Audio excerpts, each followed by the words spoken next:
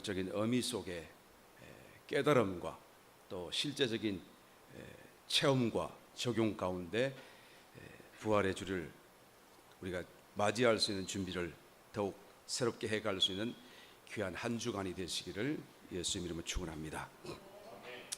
여러분, 고난 주간이라고 하는 것은 오늘 바로 종려 주일로부터 시작해서 이번 주간 금요일에 있을 십자가 고난과 함께 또 그 다음 날 무덤 속에 하루 종일 계셨던 토요일까지를 다 포함하여 이르는 하나의 특별한 기독교적인 기간을 두고 말하는 것이죠. 왜 종려 주일이라고 이름을 합니까? 본문 말씀에 보게 되면 예루살렘에 입성하는 그날에 환영하는 군중들이 종려나무 가지를 꺾어들고 환호했기 때문에 특별히 그것을 특화시켜서 기념비적인 하나의 사건으로서 그 이름을 주고 있다라는 것을 볼 수가 있죠. 왜 종려나무 가지를 들어야 하는 것입니까? 여러분, 여러 가지 의미가 있습니다. 종려나무는 특별히 번성과 또 성리, 건을과 안식, 그 다음에 참으로 풍성한 열매, 공급 이런 것들을 다 포함하는 그런 의미를 가지고 있습니다. 그 중에서도 특별히 이 종려나무는 솔로몬 성전과 또 에스겔 성전 속에 그 내소, 외소, 성소와 지성소 안에 그 나무 널판으로 특별히 종려나무를 각인해서, 그리고 양쪽으로는 거룩 천사를 또한 각인해서 검으로 다 입히고, 그렇죠? 그러니까 굉장한 의미가 있는 거예요. 이 종려나무 가지가 가지는 의미는 우리가 다 그 이유를 알 수 없을지라도 분명히 하나님의 성경과 직접적으로 아주 깊은 내소, 외소까지 다 포함하여서 하나님의 지성소까지 다 이것이 그 문양이 들어있다는 것을 가진 그 의미는 곧 하나님의 어떤 임재, 하나님의 성전, 하나님의 왕국, 이런 것들이 바로 아주 가까이에 와 있다라는 것을 우리가 알 수가 있는 것이죠. 그래서 초막절에도 이 종려나무 가지가 등장을 합니다. 초막절은 이스라엘의 절기 가운데, 하나님이 정하신 절기 가운데 이제 마지막, 그죠? 절기로서 그 천년 왕국, 이 땅에 임할 천년 왕국, 그리고 또 영원한 하나님의 왕국을 상징하는 그런 의미가 들어있지 않습니까? 그래서 지상에 하나님의 왕국이 도래할 것을 기다리고 기뻐하고, 그래서 하나님의 나라가 이 땅에 임하게 됐을 때 그 가운데 기쁨이 있고 승리가 있고 안식이 있고 번성이 있고 하나님의 임재와 나라가 있고 또 풍성한 공급이 있고, 이 모든 것을 다 종려나무 가지를 통하여 또한 상징하고 있다라는 것을 볼 수가 있어요. 그런데 저와 여러분이 또한 이것을 들 때가 있습니다. 여러분, 이스라엘 유대인들만 드는 것이 아니고 요한계시록 7장 9절 이하의 말씀을 보니까 예수님이 재림하실 때 성경에 이렇게 기록합니다. 이 일 후에 내가 보니 각 나라 족속 백성 방언에서 아무라도 능히 셀 수 없는 큰 무리가 흰옷을 입고 손에 종려 가지를 들고 보좌 앞과 어린 양 앞에 서서 큰 소리로 외쳐 가로되 구원하심이 보좌에 앉으신 우리 하나님과 어린 양에게 있도다 하니, 그죠? 손에 종려 가지를 들고 주님을 찬양하고 하나님을 찬양하는 그 놀라운 광경을 사도 요한은 보고 요한계시록에 기록해 두고 있어요. 이것은 이기는 자의 그룹으로서 하나님 주님 재림하실 때 기쁨으로 승리를 가지고 이제는 환영하는 모습인 것을 보게 되는 거예요. 그 무리 중에 저와 여러분들도 어느 날 서 있게 될 줄 믿습니다. 다 아멘 하신 거 맞아요? 아멘 하신 분만 서게 될지어다. 다 이기는 자들로서 그 앞에 서서 그 수많은 셀 수 없는 무리와 흰옷 입고 주님을 환영할 때 우리 손에는 이 종려 가지가 들려 있을 거예요. 말할 수 없는 기쁨이에요. 말할 수 없는 영광이에요. 말할 수 없는 축복인 것입니다. 그런데 이 고난 주간에 이와 같은 큰 기쁨과 축복으로 시작하는가 했더니 이 고난 주간의 끝자락에 주님은 십자가에 처절하게 운명하시는데요, 못 박이시고 너무나 큰 고통 속에서 엘리 엘리 라마 사박다니 소리치시는 그 모습을 성경도 기록하고 있습니다. 나의 하나님 어찌하여 나를 버리시나이까. 여러분, 고통도 고통이지만은 하나님과 한 번도 떨어져 본 적이 없었던, 또 하나님과 하나이셨던 그 아들 예수님이 아버지와 더불어 분리되고 버림받고 눈을 돌리시는 그 순간 견딜 수 없는 그런 하나의 아픔과 마음을 갖고 그렇게 호소하듯 마지막 힘을 다해서 소리치시는 모습을 또한 성경은 기록하는 것이죠. 하늘도 고개를 돌렸고 사방이 칠흑 같은 어둠에 순간적으로 그 오후 3시였는데요, 어둠 가운데 이제는 다 빛은 사라져버려 아버지 하나님께로 버림을 완전하게 당하시는 그 참으로 뼈아픈 순간이 아닐 수 없었을 것입니다. 여러분, 이 주님의 고통이라고 하는 것은 우리의 상상을 초월하는 고통입니다. 다만 몸이 아프고 다만 어떤 괴로움 정도가 아니라 우리가 다 알지 못해서 그 주님의 심정을 다 깨닫지 못합니다. 왜 그렇게 고통스러워하시는지, 주님의 마음을 우리가 다 모르기 때문에 왜 그렇게 소리치시면서 안타까워하셔야 하는 것인지, 그럼에도 불구하고 왜 꼭 그 일을 하셔야 하는지, 왜 꼭 십자가에 돌아가셔야만 하는 것인지, 여러분, 우리가 알 수 없는 정말로 우리의 상상 그 이상의 사연이 그 속에 담겨져 있고 어떤 이유가 그 속에 담겨져 있다는 것을 우리는 알아야만 하는 것이죠. 종려가지를 들고 이 주님을 환영했던 그 군중들은 기쁨으로 호산나 다윗의 자손이여 라고 소리쳤지만, 그러나 그 예수님을 바라보고 또 메시아로서 맞이하는 그 군중들의 마음속에는 정말로 주님과 같은 마음이 있었던 것은 아니라고 저는 생각합니다. 그는 비록 기뻐하였고 그는 열렬히 환영했음에도 불구하고 주님이 십자가에 당했던 그 고통의 깊이와 비교해 본다고 한다면 이 군중들이 바라고 또 주님께 향하는 그 마음의 어떤 소원과 기대라고 하는 것은 너무나 얕은 것이었다라고 말할 수밖에 없을 것입니다. 아마 모르긴 몰라도 그들은 로마의 학정으로부터 해방되고 이스라엘 국가가 독립되는 것을 바랬는지도 모르겠습니다. 아니면 지금 살고 있는 삶에서 좀 더 나은 어떤 형편으로, 문제 해결로, 어떤 삶의 환경으로 또한 바뀌어지는 것을 원했는지 모르겠습니다. 그러나 이와 같은 기대는 정말로 그 큰 고통을 감수하면서까지 주님께서 견디셔야 했던 그 깊은 사연과는 비교할 수 없는 정말로 얕은 하나의 기대요, 주님의 마음을 정말로 헤아리지 못하는 정말로 경박스러운 하나의 그런 기대라고밖에 말할 수밖에 없을 것입니다. 주님은 왜 그렇게 처절하게 고통을 당하셨고 왜 그것을 끝까지 견디셔야만 했고 왜 그렇게 그것을 포기하지 않으셨습니까? 물론 주님의 사랑 때문에요. 그러나 주님이 무엇을 얻기를 원하셨는가라는 것은 곧 다음 주간에 있을 부활이라고 하는 그 사건 속에 다 담겨져 있어요. 이 깊은 비밀을 우리가 또한 다음 시간에 함께 깊이 한번 살펴보기로 하고, 오늘은 그 부활의 생명으로 나아가기까지 과연 무엇으로 우리는 준비되어야 하는 것인가? 어떤 삶의 자세로 살아가야 하는 것인가? 그래서 막상 부활이 우리에게 주어졌을 때 그 부활 생명 속에 우리가 어떻게 하면 들어갈 수 있고, 그 부활 생명과 더불어서 우리는 부활한 성도로서 살아가는 삶을 우리가 간증할 수 있는 것인가라는 것을 한번 살펴보기를 원하는 것입니다. 주님은 이미 준비되셨고 주님은 부활로 들어가시기에 아무런 문제가 없고 거침이 있을 수 없겠으나, 그러나 저와 여러분들은 준비되어야 되지 않겠습니까? 우리는 주님과 다르지 않습니까? 이스라엘 백성들도 다르지 않습니까? 그러므로 주님은 그 마지막 순간까지도 우리를 끝까지 사랑하셔서 말씀하기를 원하셨고 가르쳐 주기를 원하셨고 보여주기를 원하신 줄 믿습니다. 이 마지막 부활을 앞두고 한 주간이라고 하는 것은 아주 특별하고 매우 요약적이고 매우 깊은 그런 필요와 의미를 갖고 있다는 것을 우리가 이해하고 또한 생각할 때에 이 한 주간을 대하는 우리의 마음과 자세는 크게 달라질 수밖에 없을 것입니다.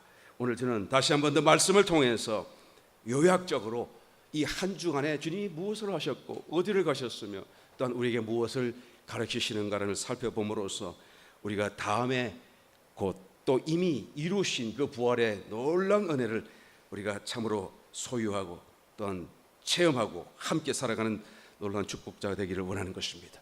바라는 저와 여러분 가운데 이와 같은 은혜가 다시 한 번 더 넘치게 되시기를 예수님의 이름으로 축원드립니다. 첫째 날 주님이 무엇을 하셨습니까? 종려주일이죠. 고난주일이라고 하는 것입니다. 2000년 전 바로 오늘 예수님은 나귀를 타시고 예루살렘 성에 입성하셨습니다. 물론 그전에도 예루살렘 성을 공생의 기간 동안에 수도 없이 들어오시고 나가시고 또한 공생의 이전에도 들어오시고 나가셨습니다마는, 그러나 이날은 특별한 날이었죠. 이날은 공개적으로 메시아로서 예루살렘 성을 들어가시는 거예요. 나귀를 타고 들어가시는 거예요. 말씀에 기록된 대로 공개적으로 메시아로서 들어가시는, 입성하시는 날인 것입니다. 그러므로 군중들은 이런 말씀에 기록한 그대로 자기의 겉옷을 벗어 깔고, 그리고 손에 종려가지를 꺾어 들고 흔들면서 우리의 주님, 우리의 왕 구세주 메시아를 열렬히 환영하고 환호했던 것입니다. 그런데 여러분, 성경을 보면 예루살렘 성은 두 개가 있어요. 요한계시록에서 보니까 하늘에도 새 예루살렘 성이 있고 땅 위에, 이스라엘 땅 위에 수도로서 예루살렘 성이 있는 것을 말씀해 주고 있는 것입니다. 이 땅 위에 있는 예루살렘은 그때 예루살렘이고 또 앞으로 또 새로워질 예루살렘이겠지만, 그러나 하늘에 있는 그 새 예루살렘 성은 곧 이 땅의 예루살렘과 달리 모든 구원받은 성도들로 구성된 하나님의 독특한 하나의 몸으로서 참으로 영원한 하나님의 또한 성전으로서 공중에 거하실 하나님의 영원한 처소인 것을 성경 말씀해 주고 있는 것이죠. 그러므로 이 예루살렘 성에 입성하시는 주님의 마음은 그 새 예루살렘을 마음에 담고 이제는 정말로 그 새 예루살렘을 생각하시면서 구원받을 성도를 생각하시면서 이제는 성도 안으로 들어가시는 그런 하나의 상상과 함께 이 예루살렘 성을 입성했다라고 저는 생각하는 것입니다. 예수님이 우리를 찾아오신 것을 의미하는 것이고, 또한 예수님이 우리 속으로 들어오신 것을 이 예루살렘 성 입성이 가지는 의미다라고 말할 수가 있는 것입니다. 그것이 바로 우리가 말하는 구원 아니겠습니까? 무엇이 구원이십니까? 약속을 구원이라고 하지 않습니다. 약속을 듣고 믿었더니 예수님이 실제로 우리 속에 들어오셨어요. 그 약속대로요. 그게 구원인 것입니다.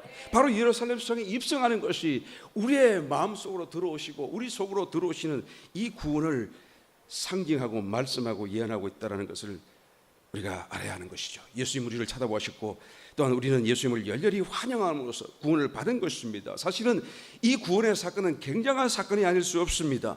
구원은 하나님과 내가, 사람으로서 사람인 내가 하나님과 하나 되는, 연합되는 엄청난 하나의 사건을 말씀해 주기 때문에 그런 것이죠.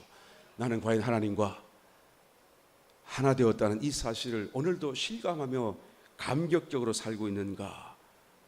구원받은 분은 아멘 하시기를 예수님이 축원합니다. 이 구원의 감격이 내 속에는 지금도 실감되며 참으로 큰 기쁨이 되고 있는 것이고, 정말로 영원한 감사로 산 앞에 또 나타나고 있는 것인가? 우리는 되돌아봐야 하는 것입니다. 이 고난 주간을 시작하면서요, 만약에 이것이 실감되지 않는다고 한다면 나는 마음을 더 활짝 주님을 향하여 열어야 되는 것입니다. 더 열렬히 종려 나무가지를 들고 흔들고 주님을 환영해야 되는 것이죠. 내 영 안에 오신 주님을 내 마음에도 느껴질 수 있도록, 내가 실감할 수 있도록 내가 더 모셔드려야 돼요. 로버트 멍어라고 하는 사람이 내 마음 그리스도의 집이라고 하는 간증 같은 책을 쓴 적이 있습니다. 어느 날 한 번은 구원받은 주님을 내 마음속에 정말로 적극적으로 매우 가까이에서 느꼈던 체험을 이제는 소설과 같이 써냈는데요, 그날은 정말 잊을 수 없었다고 말을 하는 것이죠. 주님이 너무 가까이 와 계셨고 또 주님이 정말로 살아계셔서 나와 함께 한다는 것을 느끼던 순간이었었어요. 너무 기뻤기 때문에 그날에 주님을 또한 그 마음속에 환영하면서 자의 마음의 모든 그냥 방을 구석구석 열어드리고, 그리고 주님께 소개해드리고 주님을 안내해드리고 주님과 함께 그 나의 마음의 그냥 집 안을 다 다니면서 주님과 함께 이것을 자랑하기도 하고 또한 기뻐하는 그런 하나의 체험 같은 내용을 이 소설과 같이 썼던 책이 하나 있습니다. 그래서 그날 얼마나 주님이 기뻤던지요, 그냥 주님의 손을 붙들고 자기의 서재로 또한 향하여 갔습니다. 그리고 자기가 평소에 무슨 책을 꽂아놓고 읽고 있으며 자기의 어떤 책을 더 좋아하며, 그래서 내 마음속에 어떤 사상과 어떤 생각이 지금 이 현재 가장 내 마음과 내 삶을 인도하고 있는 것인가라는 것을 빗대어서 말하는 것이죠. 과연 그 자리에 이스라엘 자리에 그 성경이 있고 또한 성경 외 다른 책보다도 성경이 가장 중심적으로 와 있는가 아닌가 주님 앞에 들키는 순간이기도 했죠. 그래서 주님 앞에 부끄러워서 얼른 또 성경을 가장 보기 좋은 자리에 갖다 놓고 그리고 내 마음에 있던 사상과 철학을 내려놓고 주님을 더 생각하는 그래서 더 기쁨을 갖게 되고 그 다음에 식당으로 모시고 갔더니 내가 무엇을 먹고 무엇을 가지고 힘을 얻고 내가 어떤 음식을 더 좋아하는지 내가 무엇을 가지고 하루하루 살면서 힘을 얻고 용기를 얻고 삶의 동기가 되고 있는지 그것을 내 마음의 방에서 보여주는 거예요. 마음의 방 식당에서 보여주는 거예요. 그랬더니 가만히 보니까 세상 사람들의 성공한 사건들, 신문 기사에 나오는 유명한 사람들, 이런 사람들의 삶의 어떤 그런 동기를 보고 나도 저렇게 해야지, 나도 더 잘 살아야지 그런 생각에 살아가는 것을 보게 되고 또한 주님 앞에 꾸중 아닌 꾸중을 받고 너는 세상 사람인 것이 아니라 나에게 속했고 나와 함께 살고 하늘의 것으로 너가 더 살찌우고 말씀으로 더 가까워져야 된다는 것을 또한 이제 어드바이스 받게 되죠. 그러다가 또 손잡고 응접실로 가는데 응접실에 소파가 있고 편하고 벽난로가 있고 너무 좋아요. 너무 아늑해요. 그러니까 마음이 너무 그냥 너긋해져서 주님과 너무 심각한 얘기하지 않고 편한 얘기를 친구와 같은 사이로서 얘기하면서 말씀을 나누는 그게 너무 좋은 거예요. 주님이 나도 모르게 약속을 해버립니다. 주님 이제는 계속 이제 앞으로 주님 여기서 꼭 만나요. 매일 아침 일어나면 눈을 뜨고 일어나면 여기 와서 주님과 꼭 같이 만나요. 그리고 하루를 같이 시작했으면 좋겠어요. 그래 나도 그렇게 원하는구나. 그리고는 주님과 또 헤어졌어요. 바쁘게 살다가 보니까 매일 만나기로 했던 그 약속을 잊어버렸어요. 그리고 어느 날 그냥 바쁜 일이 있어서 급하게 침실에서 위에서 탁탁탁탁 뛰어내려오는데 가는데 저기 멀리 옹접실 문이 조금 열려있는 것을 보게 돼. 갑자기 주님이 했던 약속이 생각나요. 아마 주님이 저기 계신 건가? 내가 까마득히 잊고 있었지 않았는가? 설마 주님이 저기 계실까? 라고 살그머니 문을 열어봤더니 아니나 다를까 주님이 그곳에 앉아 계신 하임없이 자기를 기다리고 있는 모습을 발견하는 것이죠. 그래서 말할 수 없는 회개를 합니다. 하나님 이 죽일 죄 정말 잘못했어요. 내가 너무 잘못했어요. 그런데 주님 내가 다른 일로 바쁜 거 아니에요. 내가 먹고 살고 해야 될 일 때문에 바빴고요. 주님 내가 막 흥청망청 놀려고 바쁜 것도 아니잖아요. 그런데 주님 나는 어쩔 수가 없네요. 어떻게 하면 좋아요? 내 힘으로는 안 돼요. 그래 네 힘으로 안 되면 내가 도와주마. 나에게 그것을 할 수 있도록 내 마음을 다 주고 내 삶을 주고 모든 것을 나에게 다오. 주님은 내 집에 계시는데 왜 그냥 주님이 해주시면 될 것을 왜 해주지 않았나요? 물었더니 나는 너의 집에 손님으로 와 있지 아직 주인이 되지 못했구나. 내가 너에게 주인으로서 너의 모든 집의 권리를 나에게 양도해 준다고 한다면 내가 너를 위하여 내가 이 모든 것을 책임지고 너를 도와줄 수 있겠다. 내가 줄 수 있겠냐? 예 주님 내 재산 타일을 다 가져가시고요. 내 집 주인 명세 다 가져가시고요. 주여 주인 되세요. 그리고 내가 뭐를 잘못하면 나를 야단치시고 나를 주님이 원하시는 길로 인도해 주세요. 예. 그리고 자기의 명의를 타이틀을 이전하는 것으로 그 책이 끝나요. 그리고 이 책을 읽는 사람들도 자기 명의를 타이틀을 이전하기를 원하십니까? 결심하세요. 그리고 타이틀을 이름 쓰고 자기 이름 가로 쓰고 쓰세요. 그리고 주님께로 인도하세요. 그리고 그 책이 끝나요. 여러분 우리는 이 고난주간을 시작하면서 우리의 주님을 우리의 마음의 방과 집 가운데 손님으로만 모시고 앉혀두고 있지는 않는가 한번 생각하게 되지 않을 수 없습니다. 우리가 주님이 느껴지지 아니한다고 한다면 아직도 주님이 나의 삶의 왕이요 주인이 아니라고 생각된다면 내가 아직도 마음을 다 내어드리지 않았기 때문인 것입니다. 여러분 우리의 모든 것을 내어드릴 수 있는 그런 결단과 작정이 새롭게 일어나는 이 한 주간의 첫 출발이 되시기를 예수님의 이름으로 축원드립니다. 둘째 날에 무엇을 했나요? 둘째 날은 내일 월요일이죠. 이른 아침 성으로 근처 베다니 성에서 머물고 이제 예루살렘 성으로 다시 들어오시는 길에 열매 없는 무화과 나무를 보시고 저주를 하셨어요. 그 다음 날 뿌리째 말라버렸어요. 그리고는 예루살렘 성전을 오셔가지고 보니까 장사하는 사람들이 많이 비둘기 파는 사람, 돈 매매하는 사람, 성전세 내리는 그런 것을 매매하는 사람들로 막 북적대요. 그래서 그냥 막 야단을 치고 걷어버리고, 그리고는 주님께서 이 집은, 내 집은 만민이 기도하는 기도의 집이요 아버지의 집이니라 라고 말씀을 선포하는 것을 보게 되는 것입니다. 여러분, 성도의 성결의 문제를 말씀하기를 원하는 것이죠. 성전이 더러우면 기도할 수 없다라는 그 말을 하시길 원하는 거예요. 그리고 그 다음에 우리 봉독한 성경 말씀을 보게 되면 뭐죠? 성전에 먼저 와서 성전을 청결히 청소하시고, 그리고는 선포하시기를 기도하는 집이다라고 말씀하시고, 그 다음에 이제는 그 길 도중에 만났던 무화과 나무를 저주하는 기사를 기록하고 있어요. 사실은 여러분, 이 무화과 나무가 그 앞에 일어난 사건이에요. 왜? 이른 새벽에 와시겠다. 이른 아침에 일찍 일어나서 길 오는 성전으로 가는 길 도중에 일어난 사건이기 때문에요. 다른 마가복음에는 이것이 먼저 와 있습니다만은 마태복음에는 유난히 이것이 오히려 뒤로 가 있어요.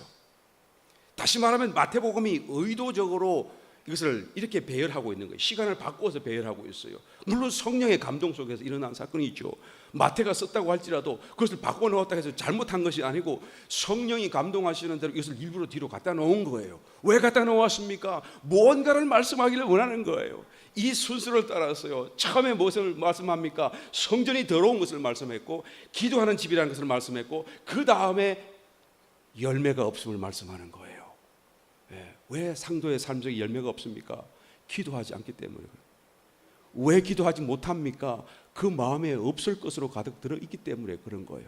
없어져야 할 세속적인 것들이 가득 차 있기 때문에 이제는 그것을 드러내라고 말씀하는 거예요. 이 성결의 문제를 말씀하고 있는 거예요. 여러분, 기도라는 게 뭡니까? 하나님 앞에 나아가는 것이잖아요. 하나님의 임재 앞에 나아가는 것이잖아요. 왜 그것을 못하고 있죠? 우리 마음속에 없어야 될 것으로 가득 차 있어요. 엉뚱한 것으로 가득 차 있어요. 종교적인 엉뚱한 열심으로 가득 차 있고요. 또한 좀 세속적인 생각으로 가득 차 있어요. 정말로 하나님을 생각하고 하나님을 기도하는, 찾는 그런 마음으로 순전히 가득 차 있어야 될 그 마음이 엉뚱한 것으로 가득 차 있는 거예요. 그러니까 이것을 이튿날째 우리에게 보이시는 것입니다. 한번 돌아보라는 것이죠. 나의 삶과 마음 속에 정말로 하나님께 기도로 나아가는 것보다 더 급하고 더 간절한 다른 어떤 것이 내 마음속에 들어있나 없나를 보라는 것입니다. 여러분, 쉬지 말고 기도하고 항상 기도하라고 말씀하는데, 이 기도는 문제를 위한 기도가 아니죠. 문제를 위한 기도는 기도 응답받고 나면 이제는 기도할 필요가 없기 때문에요. 그래서 항상 기도해야 되고 쉬지 말고 기도해야 되는 것은 문제를 위한 기도가 아니에요. 우리가 우리의 삶을 통하여 주님과 연결되는 문제를 말하는 것이고, 또한 연결된 그 결과로 우리의 삶 가운데 성령의 열매가 맺혀지는가 아닌가의 문제를 말하는 기도인 것이죠. 이 기도는 여러분 항상 저절로 돼야 될 기도예요. 그러니까 항상 쉬지 말고 기도하라고 말씀하는 거 아니겠습니까? 이것은 마치 생명수, 물처럼 내 속에서부터 저절로 흘러나오도록 해야 되는 거예요. 이 생명수, 샘물은 여러분 자연적으로 솟아나는 것이기 때문에 자연적으로 흘러가게 되어져 있어요. 무엇이 가로막지만 않으면. 그 가로막는 것 때문에 이것이 차단되고, 이런 기도가 또한 단절되어져서 오히려 하나님의 임재를 놓치면 살 수밖에 없다라는 것입니다. 요한복음 7장 38절에 나를 믿는 자는 성경의 이름같이 기록된 그대로 그 배에서 생수의 강이 흘러나리라. 여러분, 흘러나요. 자연스러운 사건인 것입니다. 저절로 기도가 되어야 되는 거예요. 내가 기도해야 되겠다. 아이고 시간 정해놓고 오늘 아이고 싫지만 억지로라도 약속해서는 해야겠다라는 기도가 아닌 것입니다. 저절로 되는 기도예요. 저절로 그것이 그냥 생각되어지고 저절로 또 흘러나는 그런 기도가 되어야 되는 그게 정상인데 왜 못 됩니까? 내 마음의 성전 속에 온갖 잡다한 것이 가득 차 있기 때문에 그것을 걷어내시는 이 한 주간 되시길 열심히 축원합니다. 셋째 날 모레 화요일이죠. 예루살렘 성을 내려다보시면서 눈물을 흘리신 날이에요. 예수님께서 그 예루살렘 성이 곧 무너질 것을 아시잖아요. 정확하게 그때부터 40년 되게 되면 로마 디도 장군이 와가지고 AD 70년대에 그냥 싹 무너뜨리는데 완전히 초토화되고 돌 위에 돌아남지 않고 그 거주민 이스라엘 예루살렘 거민들 110만 명이 그냥 비참하게 학살당하고 죽어지는 그 사건을 주님은 다 보고 계시는 거예요. 그래서 이것이 무너질 것을 보면서 슬퍼하는 것이죠. 그래서 십자가를 지고 가는 그 예수님 곁에서 눈물을 흘리는 여인을 향해서 말씀하시기를 나를 위하여 울지 말고 너와 너의 자녀를 위하여 울라고 타이셨던 그 이유가요 바로 여기에 있는 것입니다. 너의 믿음이, 너의 신앙이, 너의 그런 하나님의 그런 어떤 신앙이 잘못되어져서 이 성전이 파괴될 것이다. 여러분, 성전이 파괴되는 것은 하나님의 임재를 상실하는 것을 의미하지 않습니까? 진정 이 일을 위하여 우려하는 것입니다. 주님이 타이르시는 그 이유, 슬퍼야 될 근원적인 이유가 무엇입니까? 성전 건물도 건물이지만 사실은 성전 건물 속에 임하시는 하나님의 임재를 잃어버리기 때문에, 하나님이 이 이스라엘 백성에서 떠나가기 때문에, 하나님이 구원받은 성도일지라도 그 마음속에 계시지 않기 때문에요 우리가 오래야 된다라고 지금 말씀하는 것입니다. 여러분, 구원받은 성도가 하나님을 잃어버릴 수 있나요? 영 안에서는 잃어버릴 수 없겠지만 여러분, 마음속에서는 잃어버릴 수 있습니다. 마태복음 28장 18절 이하의 말씀, 예수님께서 마지막으로 제자들을 떠나가시면서 말씀합니다. 하늘과 땅의 모든 권세를 내게 주셨으니 그러므로 너희는 가서 모든 족속으로 제자를 삼아 아버지와 아들과 성령의 이름으로 세례를 주고 내가 너희에게 분부한 모든 것을 가르쳐 지키게 하라. 볼지어다 내가 세상 끝날까지, 언제요? 주님이 다시 오시는 그날까지 너희와 항상 함께 있으리라 하십니다.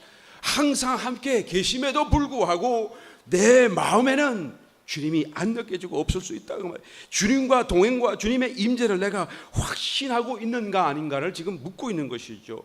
나는 지금도 주님과 함께 이 길을 가고 있고 이 자리에 앉아 있고 내 삶 속에 늘 동행한다는 것을 나는 간증할 수 있는 것인가 라는 거예요.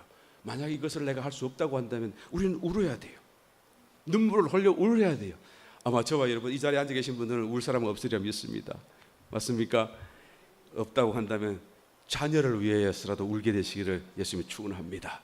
이 한 주간 많이 우세요. 우십시오. 할렐루야. 정말로 주님이 더 충만히 거하실 수 있도록 하나님의 임재 충만함을 인하여 위하여, 나를 위하여, 자녀를 위하여, 우리 가족을 위하여 우는 그런 놀라운 또 은혜가 되시기를 예수님이 축원합니다. 넷째 날 수요일 날이죠. 십자가를 지기 전에 모처럼 제자들과 함께 편안한 하루를 휴식하신 날이에요. 이 날은 특별한 기록이 없는, 그런데 그날도 가롯 유다는 바빴어요. 다른 제자들은 주님과 편안하게 안식과 교제를 나누고 있는 그날인데 가롯 유다는 바빴어요. 왜 바빴습니까? 열심히 돌아다니면서 예수를 팔려고요. 예. 마태복음 이 뒤에 읽진 않았습니다만 26장으로 가서 보게 되면 바로 이 수요일 날 일어난 사건, 이 가롯 유다가 예수님을 팔기 위해서 열심히 흥정하며 돌아다니는 그 사건과 더불어 마리아가 주님 앞에 값비싼 향유를 쏟아 부어드린 이 사건을 같은 날에 일어난 것처럼 배열하고 있어요. 물론 이 사건은, 이 마리아 도유 사건은 지난 토요일 날 일어났던 사건이에요. 벌써 나흘 전의 사건이죠. 이 수요일로 치면 나흘 전에 일어난 사건이죠. 그런데 이 사건을 이 수요일 날 일어난 것 같이 배열하고 있어요. 왜 그렇습니까? 주님 안에서 어떤 사람은 안식을 누리는데 어떤 사람은 어떻게 해요? 같이 있음에도 불구하고 불안과 염려 속에 또 그런 삶을 살아가는 제자가 있다는 것을 극적인 대비를 통하여 보여주기를 원하는 것입니다. 그 향기, 값비싼 향기가 깨트려졌으니까 그 향기가 얼마나 가득 찼겠어요. 그 향기를 누리면서 얼마나 기쁨 속에서 하나님 주님과 더불어 안식 속에서 그 날을 보낼 수가 있었겠습니까? 그런데 주님을 바로 모시면서 옆에 두고도 자기는 주님과 함께 있지 못하고 불안과 염려 속에서 오히려 방황하는 유다의 모습을 함께 보여주고 있다라는 것입니다. 여러분, 주님이 나의 마음속에 계셔서 나는 모든 삶의 풍랑 속에도 염려, 걱정, 그런 환경 속에도 내 마음이 안식하고 있는 것인가 있다라는 것을 우리에게 다시 한번 되돌아보게 말씀하고 계시는 것입니다. 엠마오로 내려가는 두 제자, 부활하신 주님의 소식을 듣고도 그들은 얼굴에 슬픈 빛을 띄었다라고 성경 기록합니다. 예수님이 그 엠마오로 내려가는 두 제자에게 나타나셨고 만나셨고 말씀하셨고 물으셨어요. 그랬더니 이 제자들이 성경 기록합니다. 그냥 가던 길에서 머물러 서서 돌아서고 예수님의 묻는 예수님의 얼굴을 다시 보면서 당신은 예루살렘 건교회에 살면서 홀로 이 일어난 일을 알지 못하느냐. 성경 기록하기를 슬픈 빛을 띠고. 왜 슬픈 빛을 띠죠? 주님이 부활하셨는데요. 왜 슬픈 빛을 떼어야 되죠? 주님이 자기 앞에 서 계시는데요. 몰랐어요. 주님을 몰랐어요.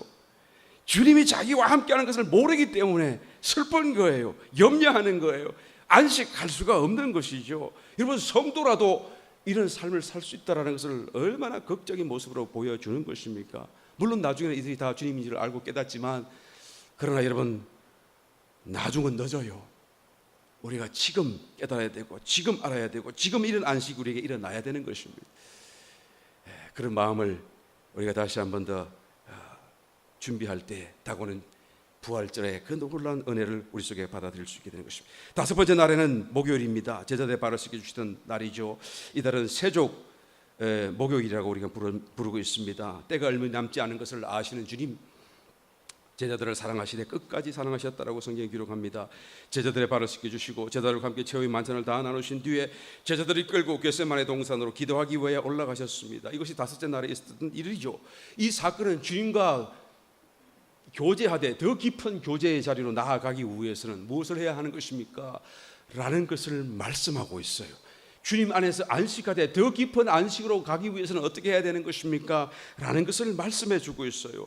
그것은 바로 더 깊은 성결을 우리가 유지해야 되는 것이죠. 우리의 발을 씻어야 된다는 거예요. 발을 씻겨주던 베드로가 놀래가지고 주님, 내 발을 주님이 씻습니까? 내가 주님 발을 씻겨도 모자랄 텐데요.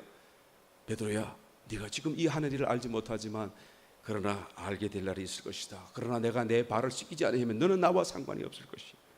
주여, 그렇다고 한다면 내 발뿐만 아니라 손도 씻기고 머리도 씻기고 다 씻겨주세요. 아니야, 몸을 씻은 자는 이미 깨끗한 자니라. 발만 씻으면 돼. 베드로의 무식 때문에 저희들이 우리 하나님의 은혜를 더 많이 계시로 받게 되었습니다. 베드로가 이 말을 질문하지 않았었으면 우리가 어떻게 알겠어요? 어떻게 몸을 씻고 발을 씻는 차이를 어떻게 알겠습니까? 베드로가 물었기 때문에 그냥 주님이 다 대답해 주셨어요. 여러분, 몸을 씻는 건 예수님을 영접하여 구원받는 것을 얘기하는 것입니다. 발을 씻는 것은 구원받은 성도로 살면서 여전히 이 죄악된 세상 속에서 발을 디디고 살 수밖에 없기 때문에 먼지를 묻힐 수밖에 없다라는 것을 말하는 것이고, 그 먼지 같은 허물들을 우리는 씻어낼 때에 주님과 더 깊은 교제의 자리로 나아갈 수 있다라는 것을 말하는 것입니다. 죄만 구속받고 회개해서는 다 된 것이 아니죠. 몸에 붙는 먼지, 세속적인 오염들에서도 우리는 정결함을 유지해야 되는 것입니다. 나의 죄의 문제뿐만 아니라 세속적인 모든 가치관과 세속적인 그런 더러움과 허물들도 우리는 정결하게 뜯어내야 주님 안에서 이 깊은 교제의 자리로 나아갈 수 있다는 것을 보게 되는 거예요. 요즘은 젊은 사람들도 그냥 돈이 사랑이고 사랑이 돈이라고 그렇게 말을 하대요. 깜짝 놀랐습니다. 젊은 나이에는 뭔가 지금 의욕이 있고, 그죠? 막 순수함을 추구해야 될 나이에 벌써 돈에 그냥 모든 게 다 묻혀가지고 그냥 결혼한 지 얼마 되지 않은데도 돈이 사랑이고 사랑이 돈이고 돈 많이 갖다 주면 아내가 더 많이 사랑해주고 뭐 그렇게 얘기를 하는 걸 보고 깜짝 놀랐습니다. 살다 보니까 그렇더라. 아마 체험에서 나온 말이 아닌가 생각되어지긴 합니다만은 사실 우리가 이런 세속적인 거의 가치관에 얼마나 젖어들어 있는가 깊이 한번 생각해 보지 않을 수 없습니다. 모두가 돈을 좋아하는데 예수 믿는 저와 여러분들은 안 좋아해야 돼요. 네, 아멘 하는 사람이 몇 사람 없네요. 우리는 안 좋아해요. 안 좋아한다고 해서 돈이 안 생기는 건 아닙니다. 여러분, 오해하지 마시기 바라요. 하나님이 돈으로도 많이 축복해 주시기 위해서 축원합니다. 그러나 돈을 좋아하지는 마십시오. 우리는 죄악된 그런 세속적인 그런 오염으로부터 우리의 마음을 순결하게 유지해야 돼요. 그리스도인들은 숲속의 맑은 산소와 같아야 돼요. 옆에 사람이, 예수 안 믿는 사람이 왠지 모르게 이 사람만 있으면 내 마음이 맑아지는 것 같아, 깨끗해지는 것 같아, 숨이 쉬워지는 것 같아 라는 그런 생각이 들도록 우리는 순수하고 다른 어떤 모습을 가지고 살아가야 되는 것입니다. 그럴 때 우리의 발이 깨끗한 것이고 주님 안에서 깊은 교제를 나눌 수 있게 되는 것이죠. 여섯째 날 금요일은 고난주간입니다. 고난주간의 가장 모든 의미를 완성하셨던 날이죠. 예수님이 고난당하셨던 날이에요. 이날은 예수님이 체포되어서 가야반 법정에 신문도 받으시고 빌라도 법정에서도 또한 신문을 받으시고 마침내 군중들에게 맡겨져서 그냥 가시 면류관 쓰고 피 흘리시고 자색 옷을 입히시고 억지로 희롱을 당하시고 십자가를 지시고 골고다에서 말할 수 없는 고통과 조롱을 당하시다가 오후 3시경에 마침내 숨을 거두신 사건이죠. 오전 9시에 십자가에 높이 달리시고 6시간 동안 말할 수 없는 고통 속에 또한 조롱 속에서 견디시다가 숨을 거두신 날이에요. 이 날이 성금요일입니다. 하나님과 화목되기 위하여서 우리가 도무지 할 수 없는 일들을 예수님이 다 하신 거예요. 우리는 이 일을 할 수가 없는 거예요. 그저 믿음으로 하나님이 우리에게 주시는 그 은혜를 따라 우리가 받을 수 있을 뿐인 것이죠. 그냥 이 날을 기억하며 하나님께 감사, 영광, 찬송을 올려드릴 수밖에 없는 날인 것이 바로 이 마지막 날인 거예요. 그리고 그 다음 날 토요일은 안식일, 마지막 날 토요일 안식일이죠. 이 날은 유대인들이 다 쉬게 하는 그런 날이었습니다. 금요일 날 저녁에 또한 십자가에서 내려지셔서 이제는 안장되시고 무덤에서 하루 종일 계셨던 그 날이에요. 그 다음 일요일 날 아침 새벽에 부활하시게 되죠. 그래서 이제는 이 날을 우리는 일요일이라고 부르지 않고 주의 날이다, 주일이다라고 부르게 된 것입니다. 이 주일이 바로 부활주일이고 부활의 날, 이 날을 기념하면서 우리는 예배처럼 모이고 하나님 앞에 예배 드리는 것을 보게 되는 것입니다. 여러분, 이 고난주간 한 주간을 우리가 시작하면서 주님께서 우리에게 보이시고 행하신 모든 일들을 기억하시고 또한 씻을 것은 씻고 벗을 것은 벗고 부활하신 주님을 조금이라도 더 가까이에서 동행할 수 있도록 더 준비될 수 있는 특별한 한 주간이 되시기를 예수님으로 축원합니다. 다시 한번 이 한 주간 속에